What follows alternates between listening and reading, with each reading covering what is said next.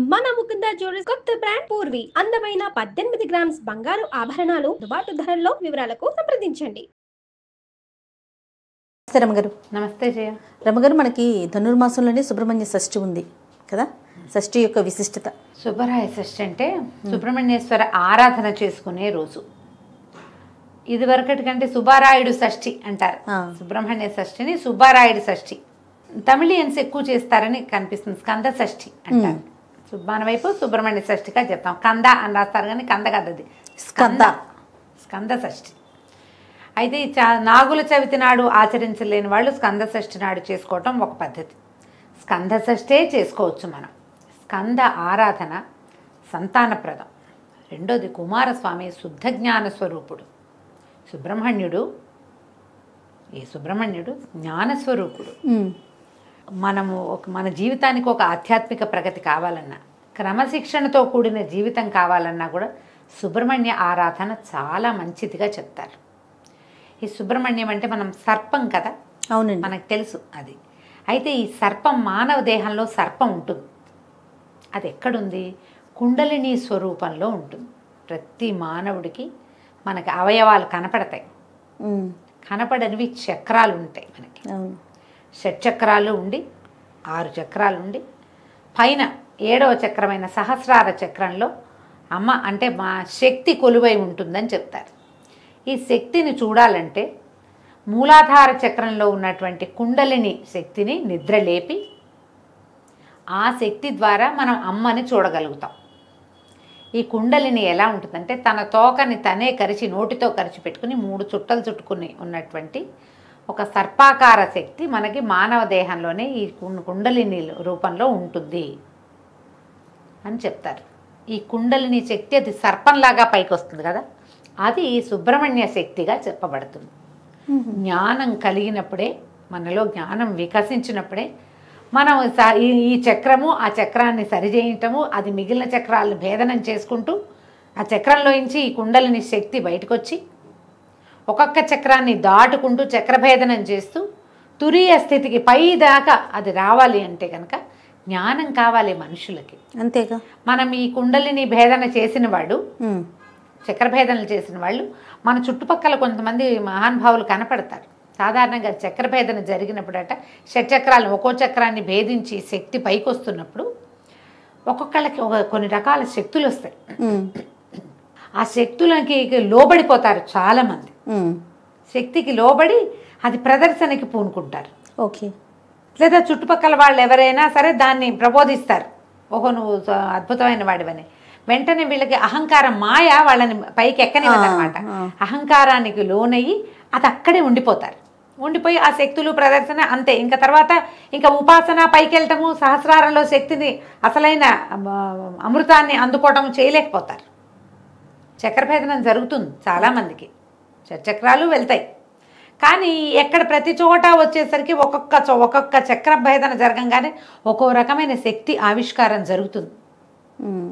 ఆ జరిగిన శక్తి ఆవిష్కారానికి లోబడి మాయకి లోబడి ఉన్న వాళ్ళు అక్కడే ఆగిపోతారు. సుబ్రహ్మణ్య ఆరాధన వల్ల మాయని తొలగించుకుని మనం మనుషులు ఆ అమ్మవారిని చూడగలుగుతారు, అమృతత్వాన్ని సాధించగలుగుతారు. మనకెంతోమంది గురువులు చాలామంది కనిపిస్తారు.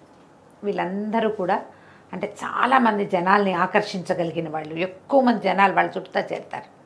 వీళ్ళకి వాళ్ళంతటా వాళ్ళకే సహజంగానే చక్రభేదం జరిగిన వాళ్ళు అయి ఉండొచ్చు, లేదా ఉపాసన ద్వారా చక్రాలని భేదించిన వాళ్ళు కూడా అయి ఉండొచ్చు.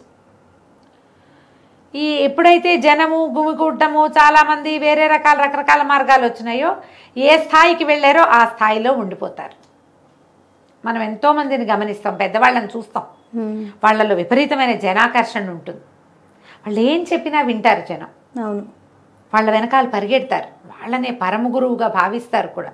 ఎంతమంది కనిపిస్తారు వాళ్ళలో కూడా. ఇప్పుడు ఈ అమృతత్వాన్ని సాధించి మనుషుల కోసం ఇలా ఉన్నవాళ్ళు కొంతమంది ఉండుండొచ్చు మహానుభావులుగా, లేదా అమృతత్వాన్ని సాధించలేక ఎంత మటుకు వెళ్ళారో అక్కడే ఆగిపోయిన మహానుభావులు కూడా కొంతమంది ఉంటారు. ఎవరైనా మహానుభావులే, అందులో తేడా ఏం లేదు. కాకపోతే వాళ్ళు ఎంతవరకు వెళ్ళారు, ఇంకా ఎంత వెళ్ళాలి అనే జ్ఞానాన్ని సుబ్రహ్మణ్యుడు ప్రసాదిస్తాడని చెప్తారు. మనం ఇప్పుడు మామూలు మనలాంటి వాళ్ళకి ఏం తెలిసాయా? ఇవన్నీ విని తెలుసుకుని చదువుకుని అంతే. ఆ, ఈ చక్రము భేదించడం అంటే ఏమిటో సాధారణ మనుషులకు అర్థమే కాదు. అవి నాకు అయిపోయింది అనుకుంటారు. అయిపోయిందంటే అవదది. నాకేమీ కాలేదనుకుంటే అయినట్టు. ఏమీ అవదు, దానికి సమయం పడుతుంది. కానీ ఆధ్యాత్మికమైన ఆలోచనలు, స్పిరిచువాలిటీ వేరు, మనకి డివోషనల్ వేరు కదా, నీకు తెలుసు కదా. అవునండి. భక్తి వేరు, ఇది వేరు. స్పిరిచువల్ థింగ్ అనగానే ఆత్మకి సంబంధించిన జ్ఞానం వేరు, దీన్ని దాటింది. భక్తి అనగానే మన భక్తి ఎక్కడ ఆగిపోతుంది? పువ్వులు, పూజ అక్కడే ప్రసాదాలు ఇక్కడే ఆగుతుంది. దాన్ని దాటి ముందుకెళ్ళటం అనేది సుబ్రహ్మణ్య ఆరాధన వల్ల మనకి లభిస్తుంది. ఈ సుబ్రహ్మణ్య ఆరాధన కూడా ఏదో శ్రోత్రియంగా ఏది కనపడుతుందో దాన్ని చేయటం కాకుండా ధ్యానము, తదేక దీక్ష, ఇవి చాలా అవసరం. తరచుగా సుబ్రహ్మణ్య దేవాలయాలు దర్శించే వాళ్ళకి ఆత్మజ్ఞానం వైపు దృష్టి వెళ్ళటానికి అవకాశం ఉంది. ఆయన్ని ఆరాధిస్తే మన ఆధ్యాత్మిక ప్రగతి బాగుంటుంది. దానికోసమే కాకుండా లౌకిక జీవనానికి కావలసినటువంటి సంతానోత్పత్తికి సుబ్రహ్మణ్యుడే అధిదైవం.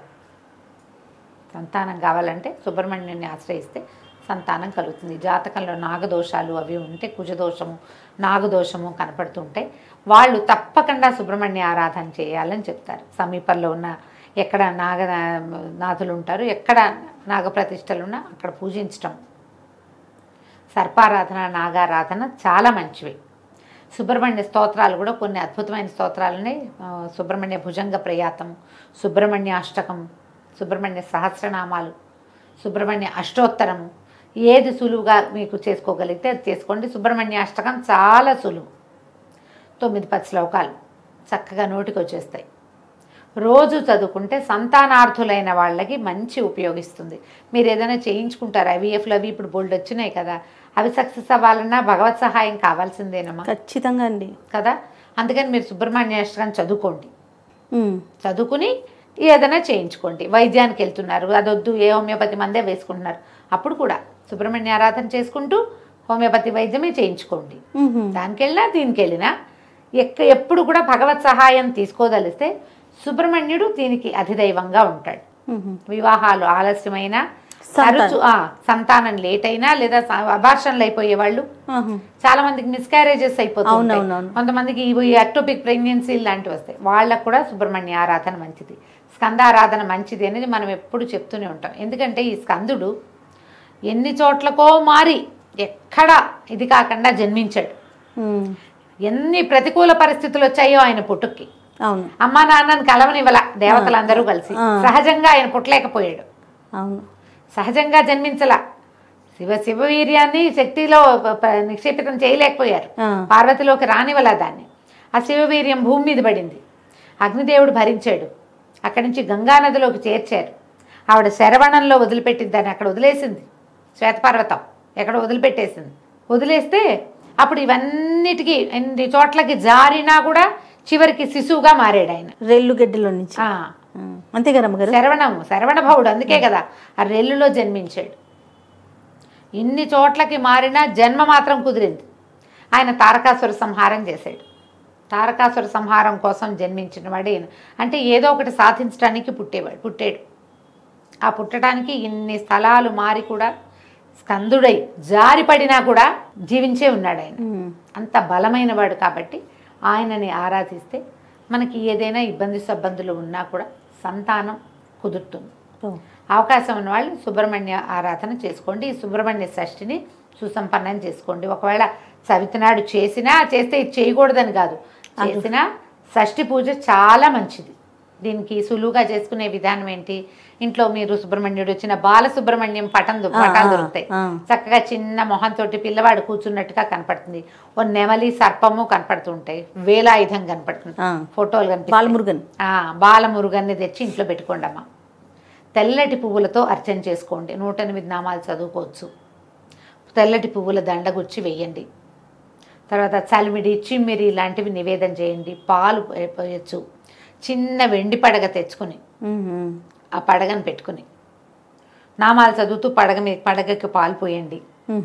ఎక్కడైనా పుట్ట ఉంటే దగ్గరలో పుట్టలో పాలు పోసిరండి. నాగప్రతిష్టలు దేవాలయాల్లో రావి చెట్టు కింద కనపడతాయి, అక్కడ కాసిన పాలు పోసేయకండి, పోయండి కాసిని.